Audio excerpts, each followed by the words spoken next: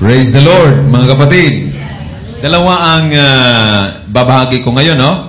So, number 1, itong tungkol sa Ebanghelyo. At ang pangalawa, tungkol sa Jesus as the Word, no? Si Jesus bilang salita. At ngayon, ang babahagi ko, Jesus bilang tao. No? Dito muna tayo sa Ebanghelyo. I'd like to share sa background niya para maintindihan natin bakit nagalit ang Pariseo sa mga disipulo ni Kristo na sila'y, anong termino? Kasi kumitil. Tama ba? Kumitil. No? Sila'y kumuha ng uhay. Ano ba yung mga Pariseo? Nais po sila. Na yung nasilos. Mayroon itong background, no? Kung sabihin natin mga Pariseo, mga tao noon na kung saan nag-aaral ng batas tungkol sa Diyos. Alalahanin natin na ang mga tao noon kasi ngayon magkakaiba, no?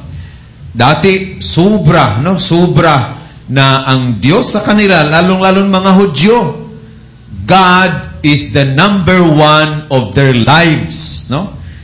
Oh, number 1. Ngayon, kumparar mo ngayon, mahirap ang number 1 ng tao ngayon. Hindi 1, 0. Hindi talaga totoo, di ba? Kasi sa kanila, mga Jews, the number 1 of their life is God. Yung religiosity. Oh, number 1 talaga. 1. Oh, patungo doon. Pero mga tao ngayon, hindi number 1 ang Panginoon. Bilog, 0 ang number 1. No? Pero hindi sa atin, mga tayo'y renewed, nakarinig sa salita ng Diyos, at nagsasabuhay natin, number 1 na ang Panginoon natin. Amen? Praise the Lord, no? Iba na. No? Ibang tao ka na ngayon kaysa dati. Napapansin nyo? No? Iba ka na, no? Hindi ka na nagmumura, hindi ka na nag-isip ng masama, hindi ka na mananakit, bahala na ikaw yung saktan, hindi ka lang mananakit. Ganyan ang taong nababago. No? Na ang Diyos na ang number 1. Ngayon, dahil number 1 nila ang Panginoon, kaya napaka-istrikto sila sa araw ng Panginoon. So mayroon silang tinatawag na ang araw ng Panginoon, yung pang-7 araw.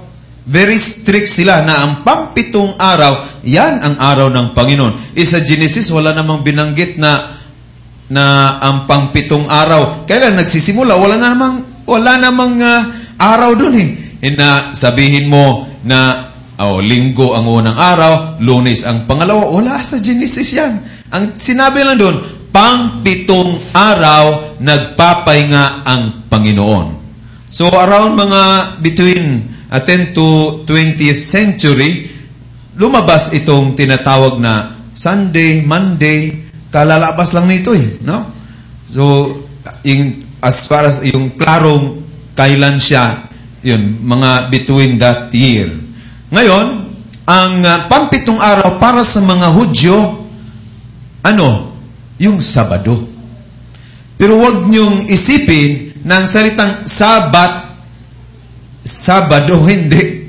No? Ang Sabat, ang kahulugan sa Sabat, rest, yung pahinga. No? Pagpapahinga. So, kaya, tuwing Sabado, ang lahat ng mga Hudyo, talagang pupunta sila sa tinatawag na yung synagogue. No? Kung ikumpara yan sa ating panahon, yan ay chapel na kung saan ang mga Hudyo, no, doon sila. Magsisimba sila, makikinig sa mga salita ng Diyos. Minsan, ma-encounter natin yung tinatawag na pagbabasa ni Jesus doon sa sinagoga, yung awit na, The Spirit of the Lord is now upon me. Nung binasa yan ni Jesus, no? Ang Espiritu ng Panginoon ay naririto sa akin. Hinirang niya ako upang papagalingin ang mga may sakit at ililigtas ang mga nasa kulungan, Yun, no? Liberty of the captives, to make them free. Binabasa yan ng Panginoon. He was reading it. Binasa niya sa sinagoga. Kaya every Saturday talaga po. Ngunit, iba yung oras nila at oras natin. Kung kailan magsisimula ang Sabado, hindi tayo pareho. Alam nyo, ang Sabado sa kanila magsisimula alas 6 ng gabi sa Biyernes. Biyernes ngayon, no? Oh. Alas 7:35. Kanginang alas 6, Sabado na sa kanila. Pero sa atin, Biyernes pa rin. Kailan maging Sabado tayo? Anong bukas? Kailan nga eh? Bukas.